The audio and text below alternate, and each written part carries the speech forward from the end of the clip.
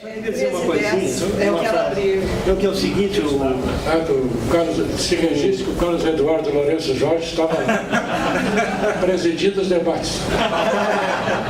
Eu só queria dizer uma coisa, seguinte, o Rio Grande do Sul sempre teve essa característica de estar presente mesmo semante. Por exemplo, eu me lembro do o filme O Dragão da Maldade, né? Sim. Que os galberistas estavam todos e nós estávamos presentes lá assistindo o filme todo, inclusive pra poder falar mal depois. defendendo ver o filme, porque essa é que era a questão nossa, né? Quer dizer, as pessoas, nós falamos mal sim, mas vamos ver o filme. Eu acho que a coisa mais importante que existe sobre a relação do cinema brasileiro com o Rio Grande do Sul, e que desmente essa história do túmulo, é o Rio 40 Graus, do Nelson Pereira dos Santos. O Rio 40 Graus do Nelson Pereira, nessa história recente do historiador inglês, isso aí é citado junto com o Limite, do Mário Peixoto, o Deus e o Diabo na Terra do Sol, do Gabriel Rocha, e o Rio 40 Graus, do Nelson Pereira dos Santos. Rio 40 Graus, eu vou ter que reconstituir um pouco para as pessoas entenderem como isso aconteceu.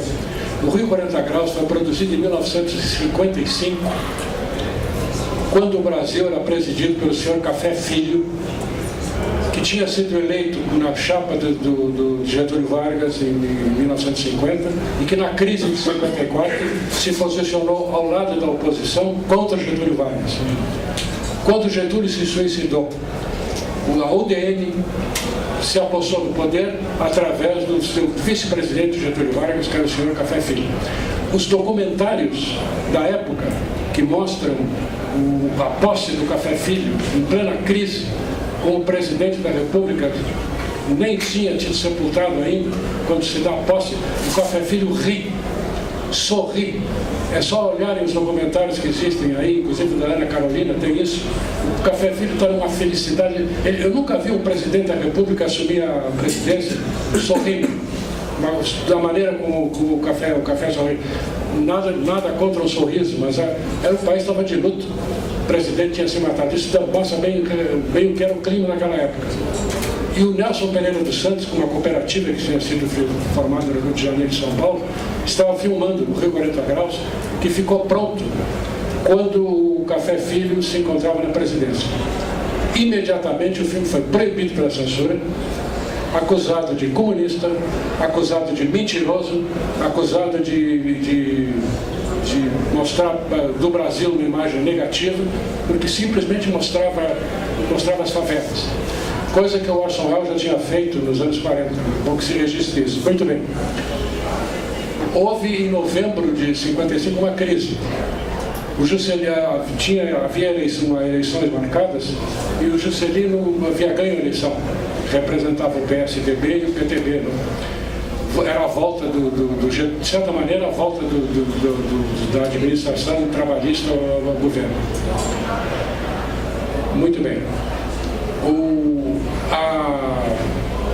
novo governo, o Marechal General na época, Henrique Lott, organizou um movimento dentro do Exército e retirou do poder o presidente, que então já era o Carlos Luz, porque o Café Filho teve um infarto e foi afastado, e o Carlos Luz, que era da UDN, era presidente da República, foi afastado.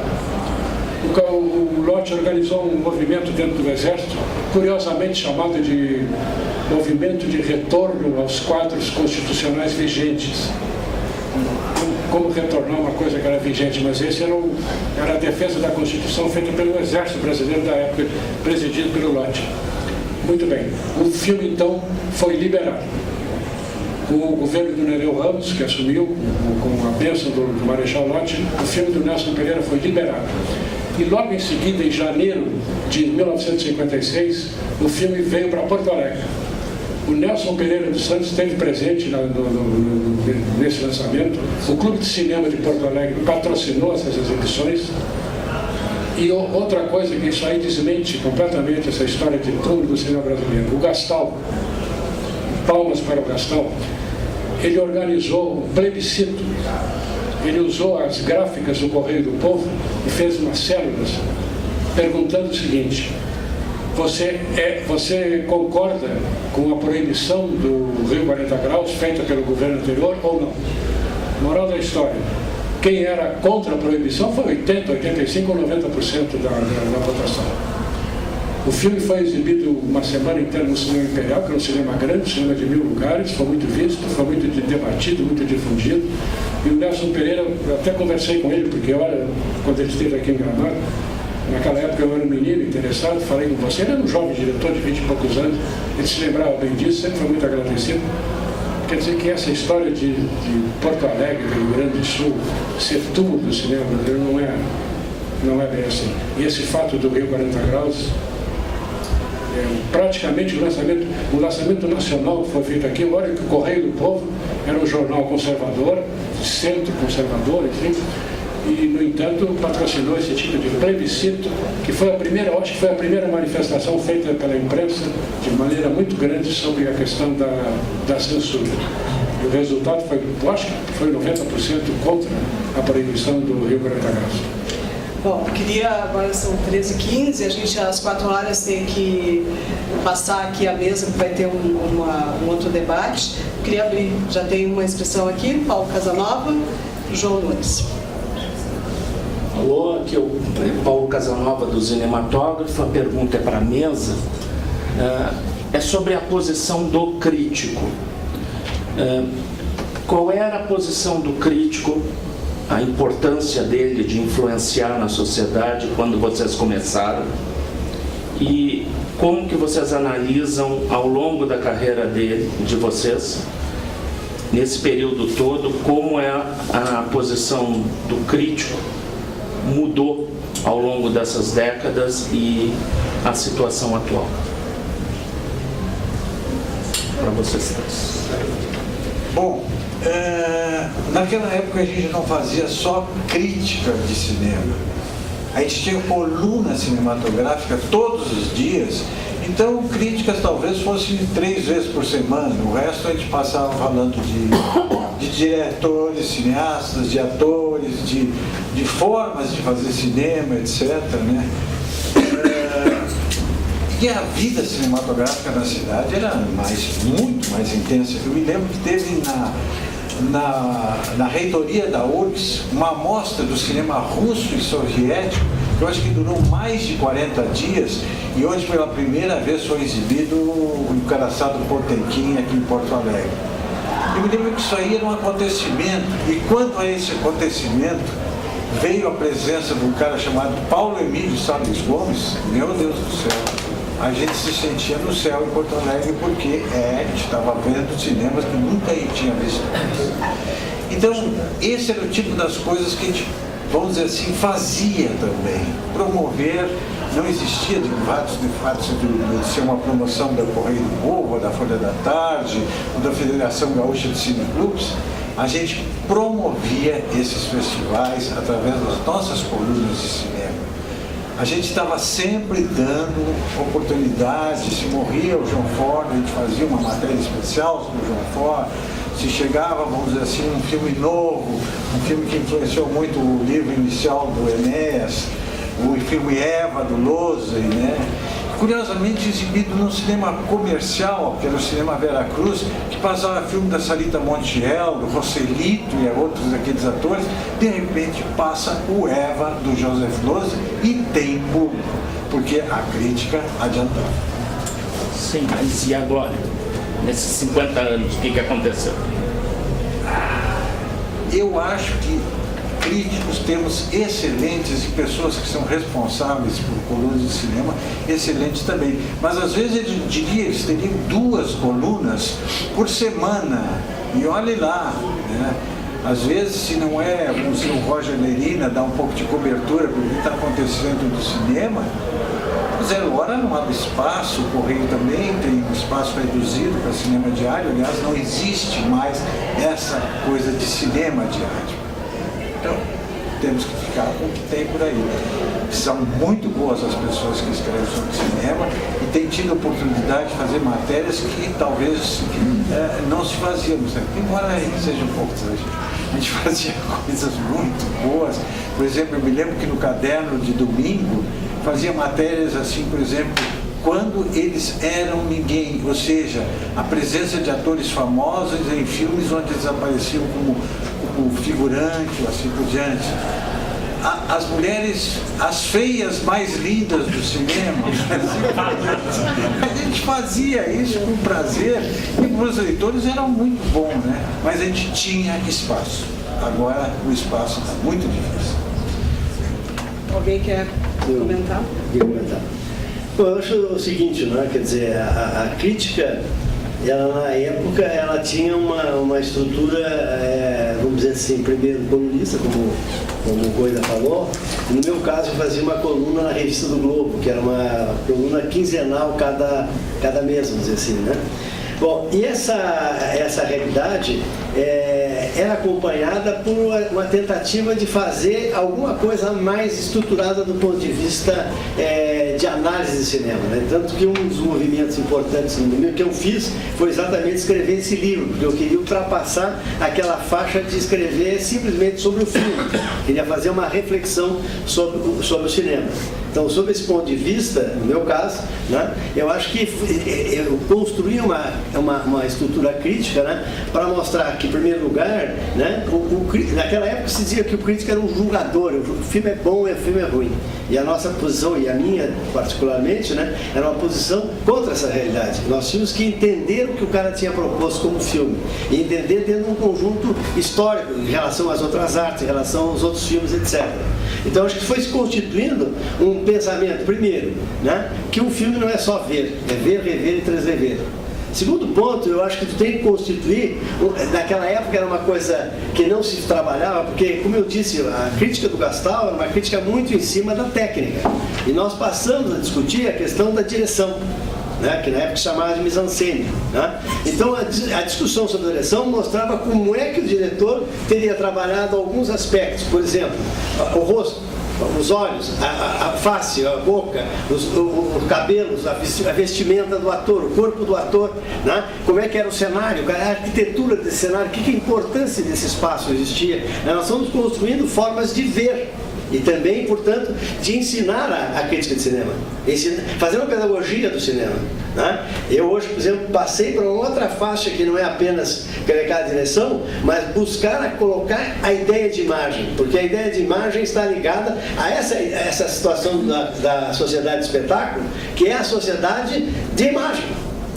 E essa sociedade de imagem, ela traz não só o passado das imagens, ou seja da arquitetura, seja da escultura, seja da arte plástica, como também do próprio cinema, né? E agora essa transição com o vídeo, com o videogame, etc. Então, a imagem permite que a gente, inclusive as instalações, né, seja do lado de origem dos artistas plásticos, seja de origem do cinema, como o Mujitai, por exemplo, né? Então, essa é uma questão nova. Bom, por outro lado, nós estamos avançando nisso, a minha visão do que está acontecendo é exatamente o seguinte, quer dizer, a cultura, ela incomoda. A cultura é uma coisa que faz as pessoas reflexionar, faz a sociedade reflexionar. E é óbvio que quem tem interesse que a sociedade se mantenha como está, né, bloqueia essa situação. Então eu vejo, por exemplo, o Goida disse muito bem, né, quer dizer, aonde não tem os cronistas, os colunistas que pensam, são cada vez mais jogados para lá. Quer dizer, de um modo geral, o que a gente lê nos jornais? A história do filme. Não? Então, eu me lembro de um crítico francês chamado Ferdinand Roveda, que há 40 anos atrás escrevia sobre cinema, e disse, olha esses caras que contam a história, que engraçado, o cara viu o mesmo filme que eu. Não é? Quer dizer, ou seja, não é para isso que a crítica de cinema é feita, né? A crítica de cinema é feita para que a gente possa compreender o que significa a imagem, etc., a reflexão, etc. Então eu vejo que o momento é completamente diferente. E nós temos que lembrar, bom, tem uma novidade nesse processo, que naquela época não existia, que era a presença da universidade. Hoje, e é um lado positivo e um lado negativo. Qual é o lado positivo da universidade? É que aumentou a pesquisa, ampliou as dimensões de análise de tudo que foi hipótese. Compensação, qual é o problema? Está acantonado na universidade. A universidade é um gueto, né? Só os caras que estão ali dentro e algumas coisas fora, né? Bom, e daí eu acho, para fazer vender o nosso peixe aqui, né, Emanetes, né, a importância de uma revista do tipo Teorema, onde reúne todas as possibilidades, né? Nossa... O Goito está pedindo para mostrar aqui, então não sou vamos eu. mostrar aqui. Então, essa revista Teorema tem essa grande vantagem, né? De poder reunir um grupo de pessoas que escrevem constantemente, de uma forma livre, etc., mas de uma forma crítica, né? E ao mesmo tempo recolher pessoas da sociedade do Rio Grande do Sul, pessoas do Brasil, etc. Ou seja, é um instrumento de boa, de circulação de ideias. Como ele falou, pessoas do Rio Grande do Sul e pessoas do Brasil. Mas é mesmo. Mas é importante unir os dois Como países. psicanalista, ele sabe o valor do ato falho, né? É ato falho e ato consciente. Porque veja bem o seguinte, eu acho que o Rio Grande do Sul se sente um sub-Uruguai. Só para acrescentar. Vai provocar os gaúchos aqui, né? Entende? Quer dizer, por quê? Porque tem um aspecto de dificuldade, e eu acho que a grande dificuldade política, eu já entraria em outro aspecto da minha realidade, né? A dificuldade política efetiva de se integrar no Brasil. Acho que esse é um problema nosso, e é isso que nós temos que enfrentar. Só queria acrescentar, fazer duas citações literárias a respeito do que foi dito. Eu acho que na pergunta sobre a crítica está implícita, qual é a importância dela. O Oscar Wilde tem uma peça, que eu não me lembro o nome, parece que um ato, em que é uma discussão de dois personagens sobre a importância da crítica. Um defende a crítica e o outro acha que a crítica é uma coisa totalmente desnecessária. E é uma discussão e tal, e de repente o inimigo da crítica diz o seguinte: os gregos não tinham críticos. Tinham Sófocles, Eurípides e por aí vai, mas não tinham críticos. E o que defende a crítica diz ao contrário. Os gregos eram um povo de críticos. Aí que está a importância do Enéas. E outra coisa também que o Enéas tocou, a questão de rever. O Jorge Luiz Borges tem uma frase maravilhosa, diz que ler não é importante. O importante é reler. Inscrito João Nunes, depois Marcelo, depois Anitta. Uma pergunta para o Enéas, em particular, assim. Me chamou muito a atenção o fato de você ter a formação de filosofia, psicanálise e economia, e em algum momento o cinema apareceu na sua vida. Eu queria saber se houve algum filme que lhe provocou um deslumbramento, digamos assim, para que essa mudança tivesse acontecido, e se você acredita que um filme muda a vida de alguém. Eu acho que eu tenho pelo menos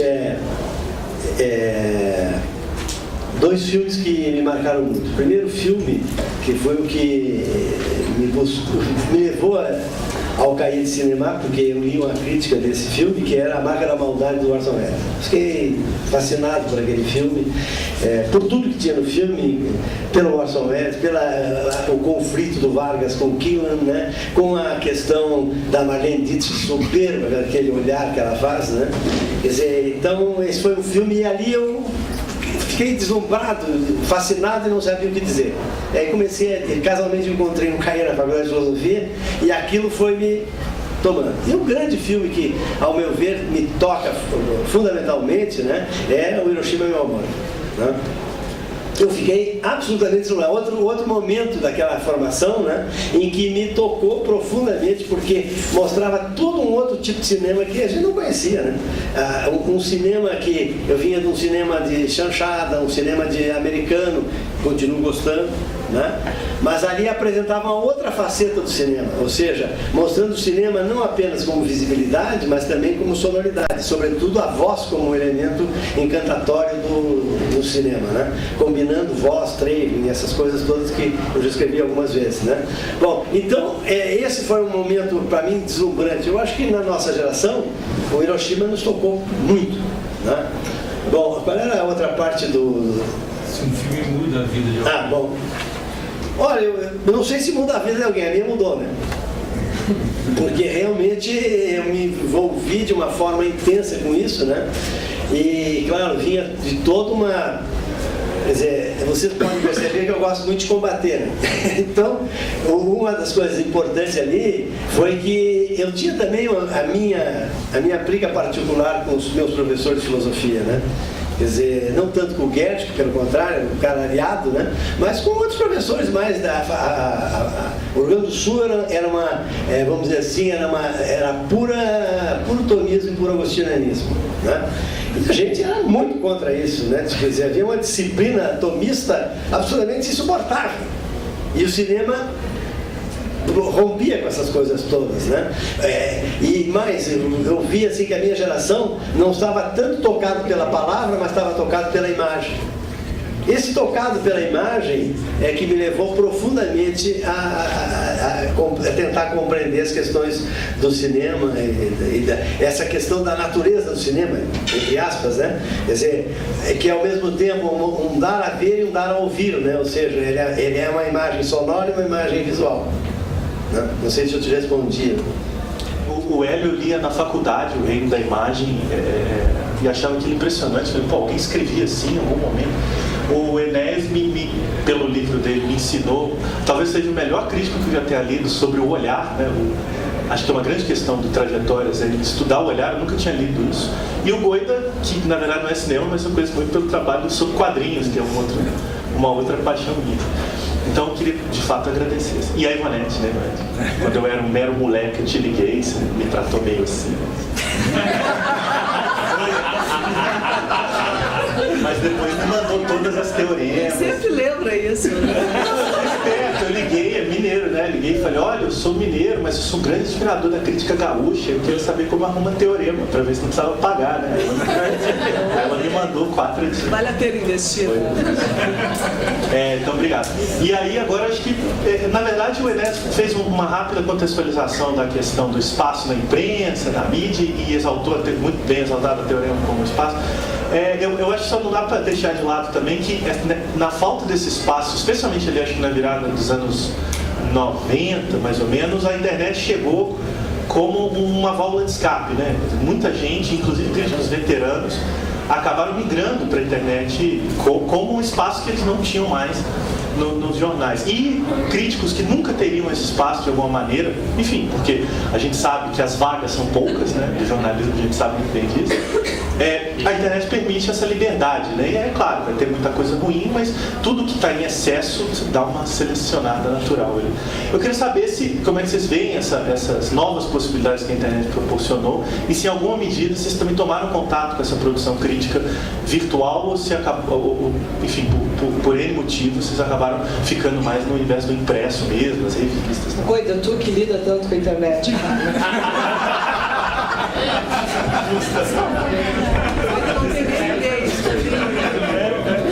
Mas você pode falar da provocação. O que é internet?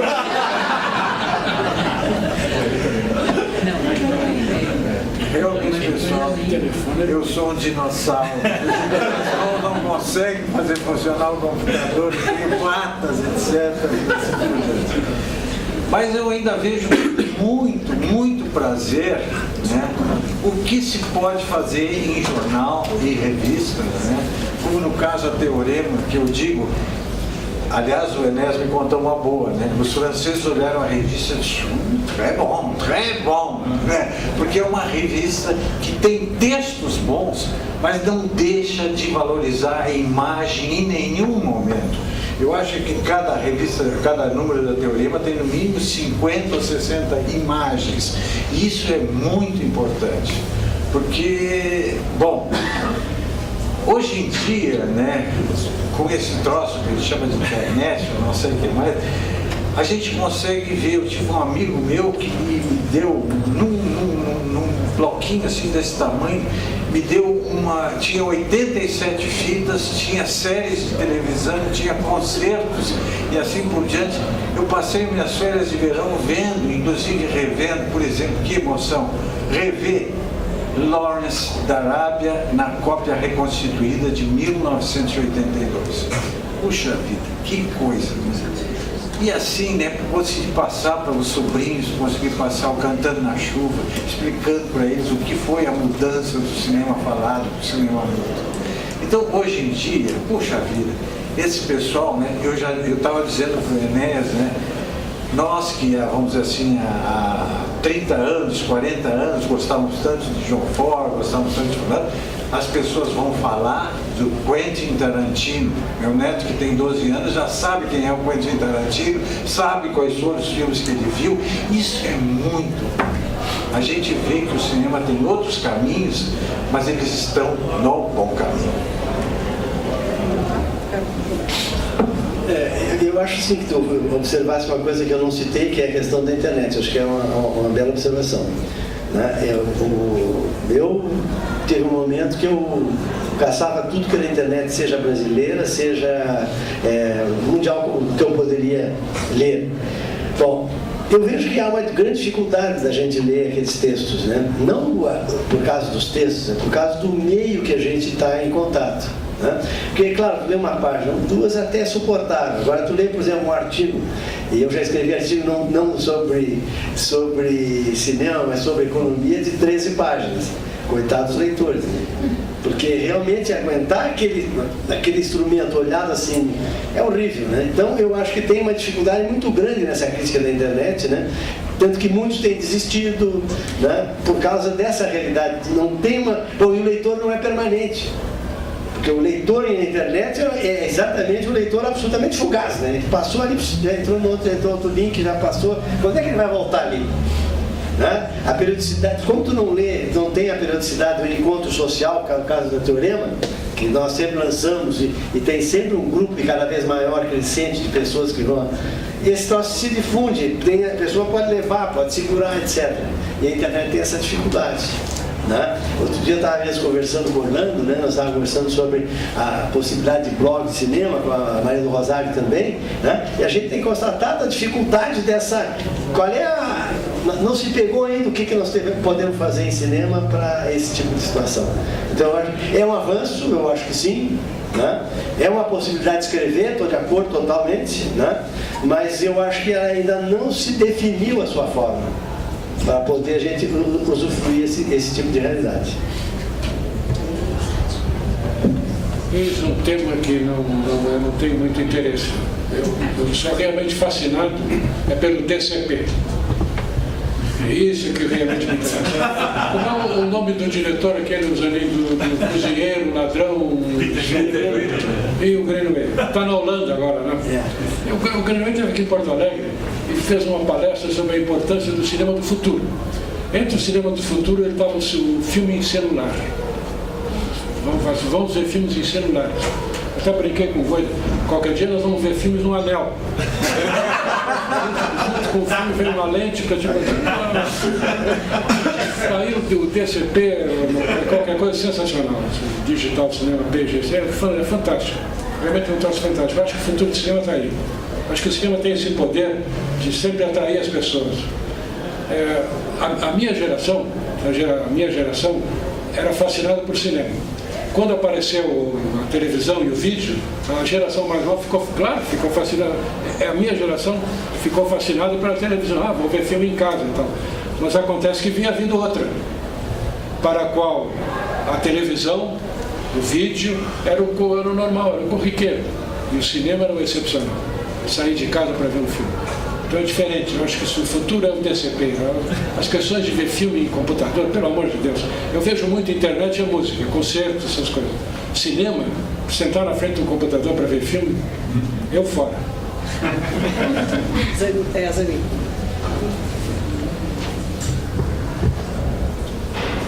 Oi, boa tarde. Posso ficar sentado? Claro. Meu nome é Luiz Zanin, escrevo no Jornal Estado de São Paulo e em blog também. A questão eu vou dirigir aos três. Primeiro, cumprimentar pela realização dessa mesa. Então, os três são amigos queridos de longa data, a gente já conversou muito, já conviveu muito e está sendo absolutamente gratificante ouvi-los aqui falar de uma maneira mais ordenada e sistemática sobre esse métier que é o de todos nós, né?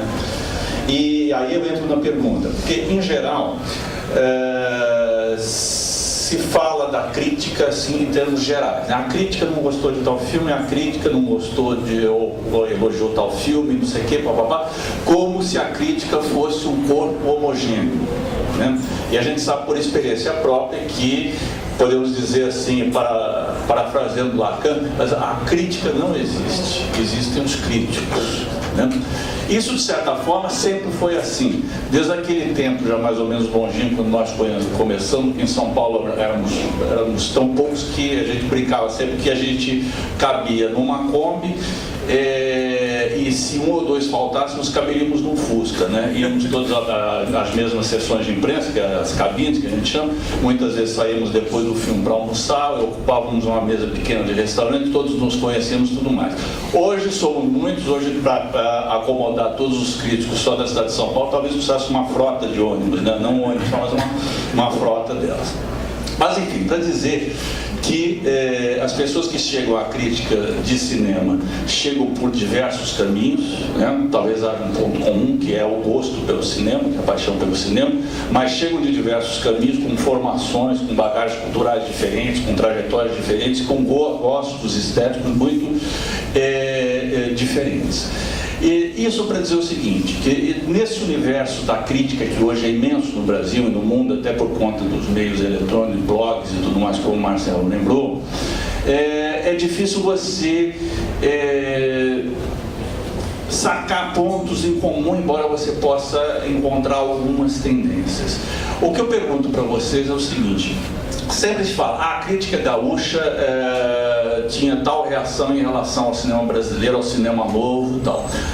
Eu gostaria que vocês falassem um pouco, não dessa suposta homogeneidade da crítica gaúcha, mas, ao contrário, da disparidade e das tensões que existiam entre vocês na recepção e na apreciação de determinadas correntes estéticas ou do próprio cinema novo, que talvez seja o tema mais candente. Bom, realmente essa questão, por exemplo, a crítica a isso, a crítica a aquilo, né, que sempre tem de se assumir um universal para acender o particular, né? E na verdade tu coloca muito bem, quer dizer, não existia um universal assim, né? Bom, eu queria dizer o seguinte: uma coisa que aconteceu no Rio Grande do Sul, eu acho que é importante, é o seguinte, quer dizer, a geração do Gastal, que o Gastal, o Jacó Cutzi e depois um outro que tinha divergência entre eles, que era, por exemplo, Hugo Dionnet, né? Eles tinham uma posição na qual nós éramos contra essa posição, mas tínhamos o amor comum pelo cinema, etc. E como eu disse, na minha maneira de ver, eles tinham uma crítica mais ideológica, o marxismo de um lado e o catolicismo de outro lado, e em relação à nossa posição, que podíamos ter posições dessa ordem, mas na verdade queríamos compreender o cinema e dizer como é que funciona essa máquina do cinema, como é que funciona esse filme, né? Bom, aí na minha maneira de ver é o seguinte: nós ao mesmo tempo gostávamos dos mesmos filmes, ao mesmo tempo brigávamos fortemente, né? Nós brigávamos para valer em muitas coisas assim, né? Quer dizer, eu lembro do Jefferson, querido colega, né? O Jefferson era oposição em tudo.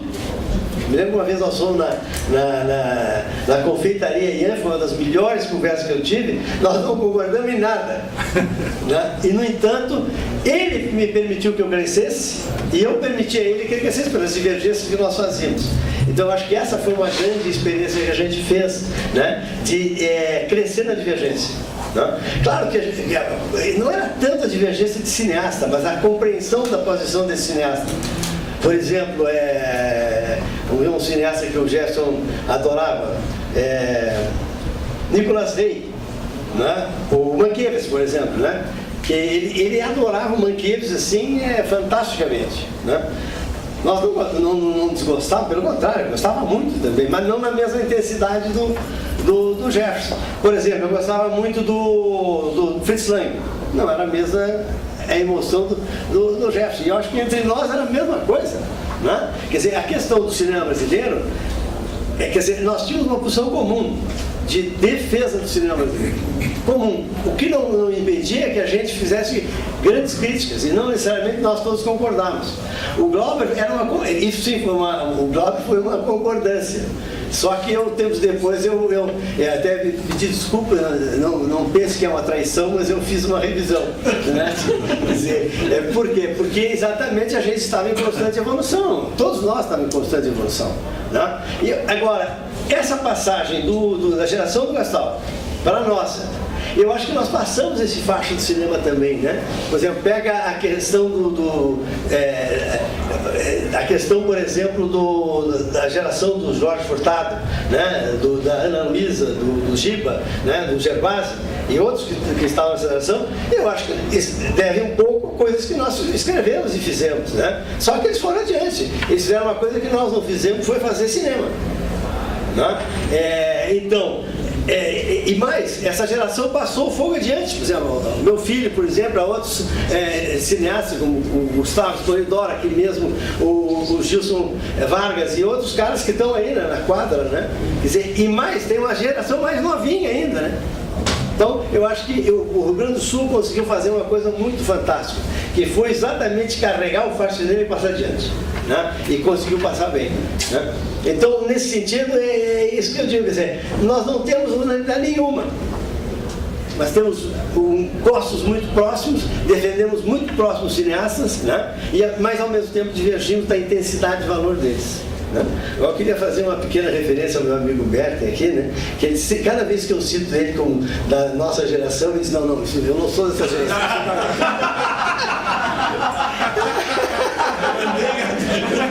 Mas eu considero da nossa geração. Emigrou e rejuvenesceu lá. Também. A gente pode ver pela figura física do professor. Os cabelos brancos que nem eu, né? Eu só gostaria de acrescentar o seguinte. Divergência entre nós, claro, isso era normal, mas é importante salientar outra coisa também. O Enéas sabe bem disso. Não era só entre nós e não era só com a geração anterior.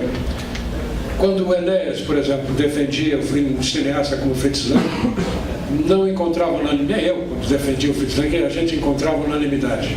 E o interessante é que a reação não vinha só da geração anterior, vinha da nossa geração de gente que não fazia cinema, não escrevia sobre cinema, pessoas de teatro. Por exemplo, foi muito difícil para a nossa geração tentar, isso aí era até objeto de piadas, mas não é mais hoje em dia. Defender diretores como Vittorio Cotafave, como Duccio Tessari, como tem mais um agora, o grande Ricardo Freda. Foi um trabalho, mas o Clube de Cinema de Porto Alegre talvez tenha sido um pioneiro nisso aí, porque conseguimos convencer o Gastal a exibir O Magnífico Aventureiro, do Ricardo Freda, que era um filme sobre Benvenuto Cellini e que foi vendido no Brasil como um filme de gladiadores, de aventura italiano e tal. Do Duccio Tessari, eu tenho orgulho de ter conseguido convencer o Gastal a exibir Os Filhos do Trovão, que é um filme que depois que foi exibido, eu estava olhando o Cahiers de Cinema e encontrei lá uma lista dos 10 melhores do ano, do Bertrand Tavernier. E lá estavam Os Filhos do Trovão, do Duccio Tessari. E, de modo que essas divergências entre nós, claro, era normal existir, mas o mais importante era isso, era essa divergência com a sociedade como um todo. Pessoas ligadas ao teatro, as chamadas belas artes, que não aceitavam isso. Não aceitavam o filme de aventura como uma coisa importante. Falar em Howard Hawks, para eles, Howard Hawks não representava nada. Raoul Walsh, o intrépido General Custer, quando nós passamos do Clube de Cinema, eu considero o Intrépido General Custer um dos maiores filmes americanos de todos os tempos. Uma crítica, e feito durante a guerra, uma crítica à corrupção dentro do exército americano. Eu me lembro que o Gastal, que era inimigo não gostava muito desse tipo de coisa, publicou na Folha da Tarde um artigo enorme, fez uma citação, citou um crítico obviamente de esquerda, falando sobre os recursos orçamentários do governo americano para o exército naquela época. O que tinha isso a ver com a questão da dignidade humana levantada pelo Raoul Walsh nesse filme? Então, o mais difícil para nós foi dialogar com quem não era de cinema. As discussões entre nós tinham um certo nível, mas, infelizmente, hoje em dia, claro, isso não acontece mais. Mas os filmes americanos, por exemplo, que a gente tanto gostava, o Jefferson, que ele falou do Jefferson do Nicolas Rey, o Jefferson tinha adoração pelo Vicente Minelli. O Jefferson me disse antes de morrer, que a melhor coisa que ele tinha feito na vida foi escrever um artigo sobre aquele filme com Barton e a Taylor, do Minelli, do Sandpiper. E tem um artigo que saiu na Film 66. E eu quero aqui, para encerrar essa minha dissertação sobre a crítica gaúcha, eu vou prestar uma homenagem póstuma ao Jefferson Barros. Isso. O Martin Scorsese sempre foi um grande admirador do cineasta britânico Michael Powell, diretor dos filmes Sapatinhos Vermelhos. Há pouco tempo atrás foi feita uma exposição sobre o Martin Scorsese em Londres, e lá causou surpresa que nas palavras de um crítico inglês, que um cineasta tão sanguinário como o Scorsese tenha guardado com carinho e colocado na exposição as sapatilhas que a Maura Scheer usava no Sapatinhos Vermelhos, que é um filme sobre dança que o Scorsese adorava, e nessa relação do Sai Tensão botou entre os melhores de todos os tempos. O Scorsese, 20 anos depois que foi lançado o filme Capital, A Tortura do Medo, do Michael Powell, Cartama Schumacher foi casada com o Powell, que é a montadora do Scorsese. O Scorsese coloca esse filme com um dos grandes momentos, uma das mais profundas meditações sobre a essência do cinema. Esse filme foi reeditado agora em DVD. Muito bem, eu quero aqui prestar uma homenagem ao Jefferson, que quando esse filme passou aqui em Porto Alegre, em 1962, 20 anos antes do Scorsese ter o descoberto, o Jefferson chegou para mim e disse: olha, eu escrevi e tenho lá em casa guardado um artigo sobre esse filme que ninguém está falando nada, porque era um horror. O que a crítica disse sobre esse filme era um horror. Esse DVD tem alguns exemplos. Mandava jogar na privada, que isso aí é uma estupidez. A carreira do Michael Powell foi praticamente encerrada ali. O Jefferson me disse o seguinte: eu escrevi, tenho guardado lá, para que daqui a 20 ou 30 anos, quando descobrirem esse filme, fazerem justiça a essa obra, que agora estou vendo uma coisa excepcional. Isso 20 anos antes do Scorsese. Isso, de certa maneira, mostra que a gente aqui estava atualizado, e o filme hoje é unânime, realmente um filme excepcional, é sobre um fotógrafo assassino que trabalha em cinema e tal. Só isso que eu queria dizer. É uma homenagem póstuma ao colega de geração, de crítica, realmente para mostrar a importância da coisa. Obrigado. Quer comentar? Não? Eu queria comentar só. Eu queria dizer o seguinte: em primeiro lugar, total apoio ao Hélio, essa homenagem ao Gerson, extraordinário crítico aqui do Rio Grande do Sul. Outra coisa que eu queria dizer, para completar o que o Hélio falou, o pessoal que existia aqui em Porto Alegre nessa época não era trivial, né? Só para você ter uma ideia, na área de teatro nós tínhamos o Pereio, o Paulo José, né? O Fernando Peixoto, a Lilian Lemetz, o Lineu Dias, o Valmor Chagas, esse é um pouco anterior a nós, né? Ou seja, o teatro de equipe era um lugar de muita discussão e muito debate. Então, essas ideias todas não eram como hoje aparece, né? Uma coisa meio de grupelho. Não, era uma coisa que espraia para toda a sociedade. Ao mesmo tempo, por exemplo, a escola de teatro tinha uma discussão muito forte, inclusive tinha o Rogério Jacob, né, que começou a fazer o curso de teatro, né? Então a discussão era muito ampla em toda a sociedade. Tinha na área de filosofia o Guedes, por exemplo, que nunca discutiu sobre cinema, mas animava essas discussões todas. Então eu acho que o Hélio lembrou muito bem que o nosso combate era também conosco mesmo, né?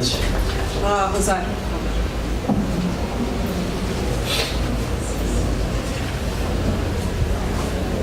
O tempo está no final e nessa altura eu já estou mais preocupado com a foto do que eu vou mexer nesse vespeiro. Toda vez que eu coloco alguma coisa no almanaque sobre a polêmica da recepção aos filmes brasileiros no Sul, o Zanin fala: não mexa nesse vespeiro com superficialidade. O almanaque não havia. O almanaque tudo são flechas muito rápidos, os assuntos são muito profundos. Não mexa com isso. Eu sou teimosa e mexo, né? E como a Ivonete trouxe essas questões, eu acho que a mesa trouxe contribuições enormes sobre essa discussão, para mim muito reveladoras.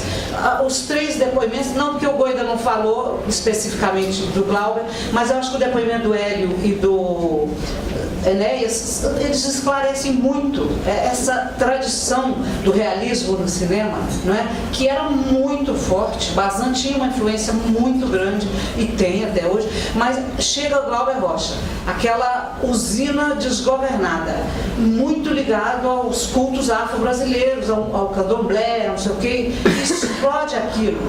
E o Sul tem uma vertente, tudo superficialmente, eu não tenho 1/1000 do conhecimento que eu precisaria ter para enfrentar um assunto desse.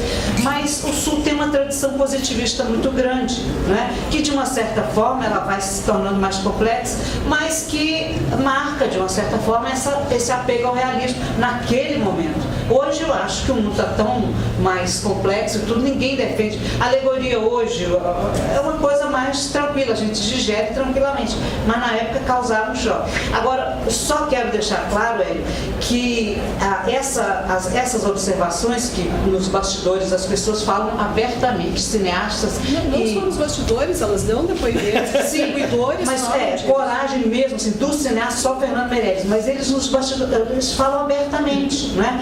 Aí, o que eu quero dizer é o seguinte, não é contra os intelectuais gaúchos. O Festival de Gramado é uma tribuna de 42 anos de história dedicada ao cinema brasileiro.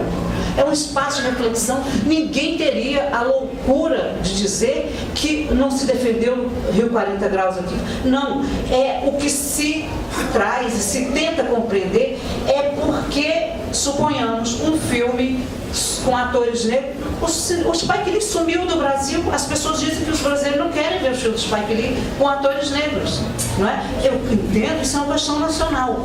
Agora as pessoas dizem que aqui se reveste o público teria ainda menor interesse ainda do que o interesse nacional, que já é pequeno, né? Quando essa questão veio à tona, o paranaense Camargo, o Paulo Camargo, lá no jornal dele, e tem uma coisa, gaúcho tem uma autoestima, só no Brasil tem similar na autoestima pernambucana e baiana. São culturas muito fortes, muito ricas, e é difícil, quando você vem para um debate de filme gaúcho aqui, a gente tem que vir armado no bom sentido, porque há um amor muito grande pela história do Rio Grande, quantos estados brasileiros tiveram guerra? Aqui vocês tiveram 2 grandes guerras para defender fronteira para ser brasileiro. Alguém me faltava um dia me disse para ele, quantas guerras vocês fizeram para ser brasileiro? Nós fizemos 2. Então isso é muito forte na formação do gaúcho, né? Então tudo parece que estão vindo os malucos de lá, mas eu acho que há dados na formação cultural do estado, né, que a gente precisa pensar sobre eles. E o Paulo Camargo, como parece que a autoestima dos paranaenses é muito diferente, parece que lá eu só vejo eles, os intelectuais, os cineastas paranaenses, não, esse estado aqui o Fernando Severes, que gaúcho, que paranaense, fala bem de você pelas costas. Não é só assim que ele define os paranaenses. É um enigma, né? Ele é paranaense. Então, falar bem pelas costas. E lá ele levou a história adiante e mostrou que a classe média paranaense tem mesmo ojeriza o cinema brasileiro. Aqui, como os intelectuais, os jornalistas gaúchos, têm essa história de total dedicação ao cinema brasileiro, principalmente por causa do Gramado, o Festival de Cinema Brasileiro não pega em Curitiba. Fizeram agora no Internacional, está indo bem, porque eles são de um cosmopolitismo total, né? E aí talvez nos desenraize um pouco. Isso tudo são chutes genéricos que eu estou dando. Mas lá a discussão avança um pouquinho, aqui fica difícil. Porque acusar os gaúchos de racista, quer dizer, um gaúcho, um estado de quantos milhões de habitantes? Isso não tem o menor, 10 milhões de habitantes. Isso não tem o menor sentido, é um generalismo terrível. Agora, parece que há um segmento da classe média gaúcha que frequenta o circuito cinematográfico tradicional, que tem um certo desinteresse pelo cinema brasileiro. Eu vivi no Paraná uma experiência incrível. Dizem que o lugar onde o Festival da Colorista estava acontecendo era Mikado, que era o canal da música. O público não veio porque não tem transporte, não tem nada. Teve um concerto sinfônico dentro do festival, com músicas para o cinema, abarrotou. tinha gente de fora para entrar. Eu falei, mas não é esse lugar aqui que é micado, que não vem ninguém, por que vieram todos? Então tem algumas coisas que a gente tem que pensar, né? E eu acho que o Enéas, quando fez essa reflexão de que repensou o Glauber nesse sentido da originalidade, foi ele que ficou, né? Os outros são artesãos talentosos, claro, eu adoro o Assalto ao Tempo Pagador, né? E mais alguns filmes alguns poucos filmes do Roberto, né? O Cury, eu amo Noite Vazia, amo As Amorosas, né? Mas em termos de originalidade, no fundo, o Cury vai carregar sempre o karma de ser um discípulo de Antonioni com Bergman, não é? Então quem tem Bergman e Antonioni como parâmetro sofre muito, né? Agora o Glauber, qual é o parâmetro do Glauber? Uma usina desgovernada de invenção e de loucura, né?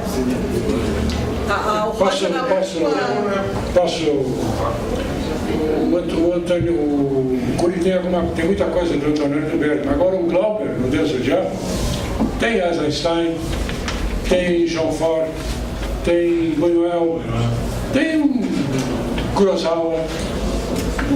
Por que o Kurosawa, o Buñuel, o Eisenstein e outros, o Jean Fort, não é pecado? E por que o Antonioni e o Bergman são pecados? É uma coisa interessante. O Bergman, o Cury gostava de coisas europeias. Assim. Acontece que a gente gosta mesmo de coisas europeias. Em todos os filmes do Cury, quase todos os filmes, ele usava o adágio do quinteto do Schubert. O Glauber usa Villa-Lobos.